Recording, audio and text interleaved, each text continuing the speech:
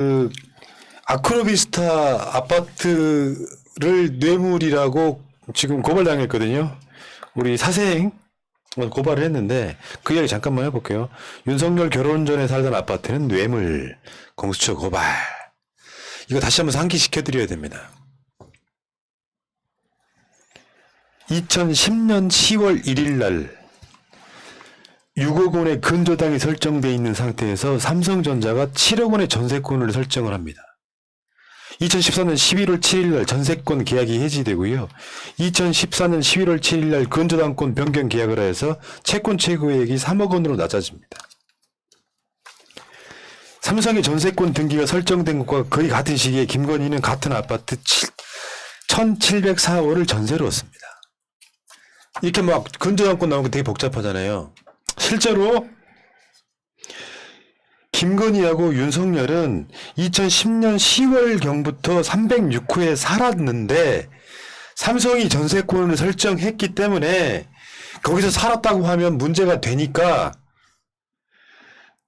1704호로 이사 간 것 같은 서류만 그렇게 만든 거다. 이게 의혹의 핵심이에요. 그러니까 삼성이 윤석열이 김건희하고 살고 있다고 하니 삼성이 거기다가 전세금을 보태준 사건입니다. 누가 봐도 삼성이 김건희를 통해 가지고 윤석열한테 뇌물 준 사건이에요. 그렇죠. 그래서 고발당한 거예요. 골 때린 놈이죠, 이거. 근데 뭐 이게 뭐 아직 사실관계가 확인이 안 된 부분이 있기 때문에 말하기는 조금 조심스럽지만 구조 자체는 전부 다 말이랑 비슷해요. 이 사건은 윤석열 쪽에서 고소를 못 해요. 왜냐하면 이거 재판하면 입증돼 버리기 때문에. 고소해 빨리 세게 나가주세요 오늘. 누님 들어가셔도 제가 밖에 있어야 누님 돌보죠.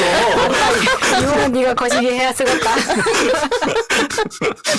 아니 사실 근데 이게 306호랑 1704호가 있는데 또 어떤 인터뷰에 의하면 6층에도 있었다.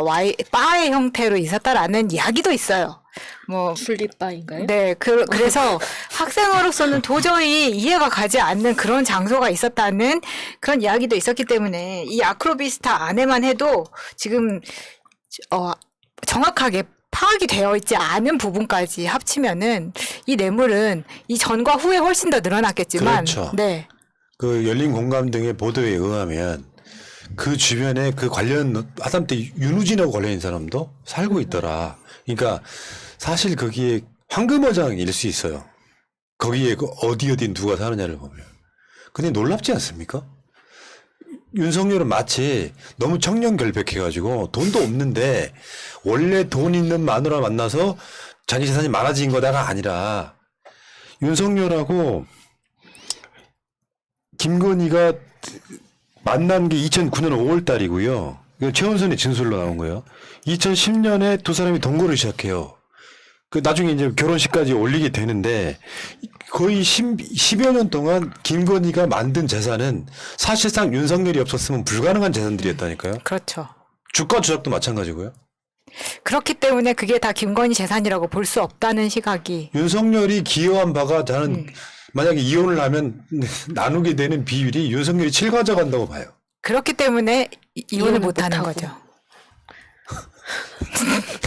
나는 공무원이기 때문에 내가 재산이 갑자기 많아지면 윤석열 입장에서는 의심을 살 수 있잖아. 뇌물을 받았든지 어쨌든지. 그래서 그 모든 돈들이 김건희를 통해서 마치 김건희가 능력이 있어서 본 것처럼. 근데 김건희가 그 뭐 야숙파 걸작선이네 뭐네 전시회를 할 때 기업들이 3쿠션으로 협찬하는 걸 보셨잖아요. 네. 그런 식으로 벌어들인 돈이 지금 그러니까 재산 형성 과정에 현찰 60억이 입증이 안 된 상태라니까요. 아직까지 입증이 안 된 상태예요. 심지어 도이치모터스 관련해 갖고 주가 조작할 때 그 지분 팔았다고 했는데 그 증명서 자체도 아직 제출 안 하고 있는 상태예요. 난 윤석열이 제일 아킬레스건은 이거라고 봐.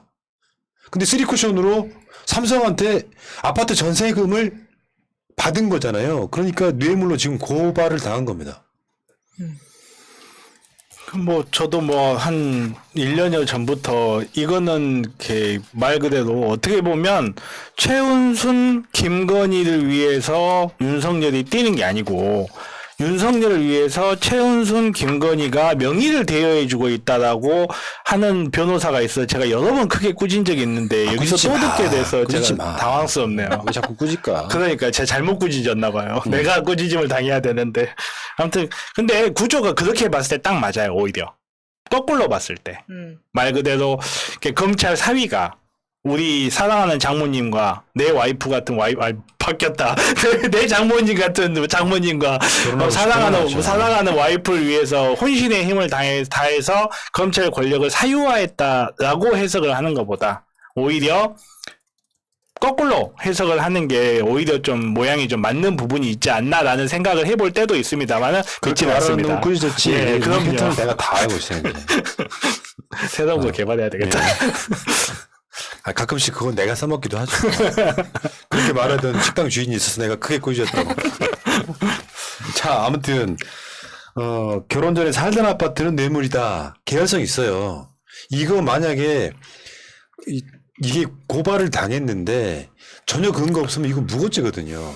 사생인 입장에서는 사실 굉장히 좀 리스크를 감수하고 하는 확신이 있기 때문에 하는 고발이에요. 이걸 공수처가 수사를 할지 안 할지 모르겠지만. 자, 다음에 선거법 위반 공소시효 이야기 잠깐만 해볼게요. 2013년에 윤석열이 이끈 국정원 댓글 수사의 영향으로 선거법 위반 공소시효가 6개월에서 10년으로 연장됐다. 지금 그 사건이 일어난 게 총선 있기 전이잖아요. 고발 사주 이런 게.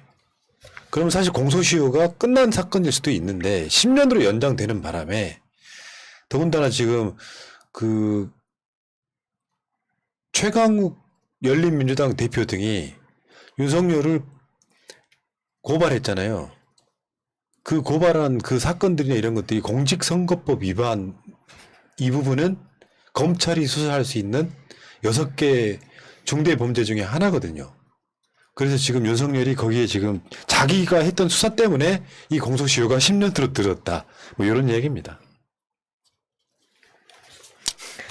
자, 이거 뭐 더 이상 할 이야기 없는 것 같고요. 넘어갈게요. 그리고 이번에 대검 감찰부의 고발장에 첨부된 실명 판결문 이거를 검찰 내부망에서 누가 열람했는지 확인해 봤더니 손준성 수사정보정책관 그 실에 직원들도 있었다. 이것도 지금 나온 상태고요. 거기까지 나왔는데 우리가 이 부분까지는 예측을 했었잖아요. 킥스에서 다운로드 내역이나 이런 게 다 나온다. 근데 빼박으로 나왔기 때문에 근데 문제는 이걸 지금 정말 다운받아서 넘겼느냐에 대해서 이야기를 하던데 근데 이거는 우리 쪽 같았으면 이미 이렇게 나온 것만 가지고도 그냥 확정 지을 수 있는 사안 아닌가요? 물론 이제 통상 업무를 위해서 뭔가 한다 이렇게 계속 걔들은 그러고 있잖아요. 뭐 장모 변호 문건 이런 것도 대응 차원에서 통상적으로 하는 거다. 근데 그게 통상이었다 그러면요. 그건 대금 폭발시킬 사안이죠. 늘상 해왔다고 생각을 하면. 그러니까 하긴 했다는 거 아니에요. 자기네들 하면서도 자기네들 무슨 짓인지 몰랐지만 계속 해왔다는 뜻이라. 근데 굉장히 중요한 이야기거든요. 그 해왔다는 게 VIP만 자기들 기준에 VIP만 해주는 거잖아요. 내가 간다고 해서 해주는 건 아니잖아요. VIP로 가시면 돼요. 나는 되게 핍박하던데. 그리고 이 지금 나와 있는 소속 부서 직원도 특정된 걸로 알고 있거든요. 그렇기 때문에 사실 시간 문제라고 봅니다.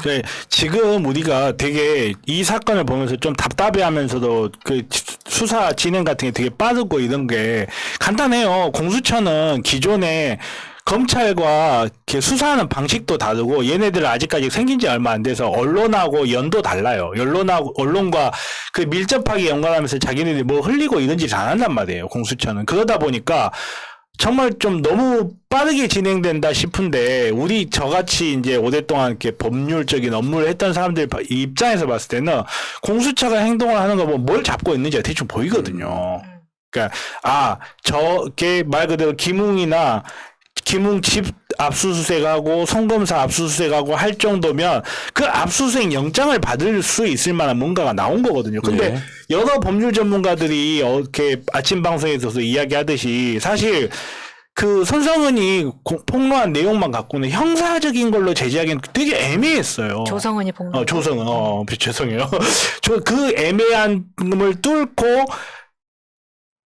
국민의힘 국회의원과 현직 검사에 대한 수색영장, 압수수색영장에 나왔다는 거는 뭔가 잡아도 확실한 걸 잡고 있다는 맞습니다. 거거든요. 맞습니다. 우리가 잘 모르고 있을 뿐이지. 언론에 막 흘려놓지 않으니까. 그러니까 압색을 하기 위해서는 기초 조사가 중요한데 압색 영장을 발부해 준다는 것은 압수수색해야 되겠나라고 법원이 허락해 준 거예요. 그럼요. 이러이러한 이유로. 그럼 압색 다음에 뭐가 있겠어요? 압색해서 그 조사를 다 끝내놓고 나면 이제 물증을 잡아놓고 소환을 합니다. 그렇죠. 소환을 하죠. 그 구조가 되어 있는 거예요. 근데 윤석열이 정경심 기소는 어떻게 했어? 소환 한번 하지 않고 소환 안 바로 하고. 기소했잖아요. 그러니까 정치적 수사라는 거야. 진짜 나쁜 새끼예요. 지금 생각하면 또 열받네. 만약에 조국 검찰총장이 부인 사건을 검사들 시켜서 장모 사건을 검사들 시켜서 이지랄을 했다면 어떻게 됐겠냐고. 대한민국 사회가 가루를 만들어버렸겠지. 난 되게 열받는 거야 이거.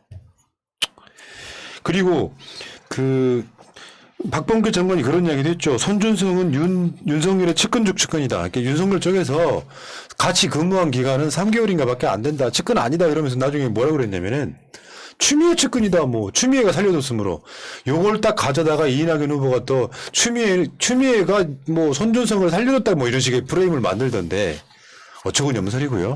자, 여러분들 일망타진할 수 있는 기회를 하나 드릴게요. 그거 보여주세요 하면. 검찰총장에 대한 11월 24일 징계 청구와 직무 집행 정지는 적법 절차를 따르지 않고 충분한 진상 확인 과정도 없이 이루어진 것으로 위법 부당합니다. 이는 검찰의 정치적 중립성은 물론이고 검찰 개혁 나아가 소중하게 지켜온 대한민국 법치주의 원칙을 크게 훼손하는 것이기도 합니다. 검찰이 헌법과 법률에 따라 책임과 직무를 다할 수 있도록 징계 청구와 직무 집행 정지를 제고해 주실 것을 법무부 장관님께 간곡하게 요청드리나이다. 뭐 그 옛날 같은. 근데 저희들도 국민과 함께하는 검찰 공무원으로서 본연의 임무를 충실히 수행해 나가겠습니다. 윤석열을 옹호하고 추미애 장관을 비판했던 대검의 중간 간부 27명의 성명서예요. 이게 딱 명단이 실명으로 되어 있잖아요. 중간 간부예요. 대검의 중간 간부면은 부장은 고위급 근무가? 그 밑에겠지? 중간간 부장도 부장 정도 되면 중간간부도 하죠. 아니야. 대검의 부장이면은 대검. 대검의 부장이면은요 검사장급이기 때문에. 그렇죠. 어쨌건 간에 거기에 제일 먼저 이름이 손준성이 나오죠 이게. 예. 이 사람들 여러분 이름들 기억하세요. 설사 문재인 정부에서 출세를 시켜줬더라도 결국 검찰은 검찰일 수밖에 없는 애들. 조남관의 후예들. 이렇게 보시면 돼요 이게. 여기에 지금 뭐 손준성이 뭐 추미애 장관이 살려준 추미애 측근이라 이런 식으로 만들지 말라는 거죠. 아니 진짜 설령 윤석열 측에서 그런 식으로 주장을 한다 하더라도 우리 쪽에서는 그런 식으로 방어를 하면 안 되는 거죠. 아니면 혹은 같은 편을 저쪽의 주장과 똑같은 논리로 공격을 한다 할거나 저는 이런 상황은 너무나 충격적이어가지고 이건 진짜 우리가 잊으면 안 된다고 생각합니다. 네. 자, 이제 지금 약간 좀 지루한 상태에 놓여져 있는 거죠. 이 건은 이제 아마 공수처나 대검에서 중간 발표를 한번 할 겁니다. 국민적 사안이기 때문에 그때 이제 한 번 더 출렁하지 할 것 같고 지금은 이제 나올 건 다 나왔고요. 손준성이 보낸 거 확인. 그리고 또 그 뭐 재판 열람 이거는 손준성 뭐 그 사무실에 다른 직원이 한 거 확인 뭐 다 나왔잖아요. 네. 왜 결국에는 누가 봐도 이건 윤석열이 시킨 거라고밖에 볼 수 없는 자료도 나왔잖아요. 그러니까 당사자가 아니면 알 수 없는 자료들을 갖고 막 그 장모 막 변호하는 문건 만들어 버리고 막 이러는 거. 윤석열은 제가 봤을 때는요 진짜 우리나라 공직자 중에 최악이 아닌가 싶어요. 박근혜를 능가하는 놈이에요 이거는. 여기까지 하겠습니다. 그 어려운 걸 해내네.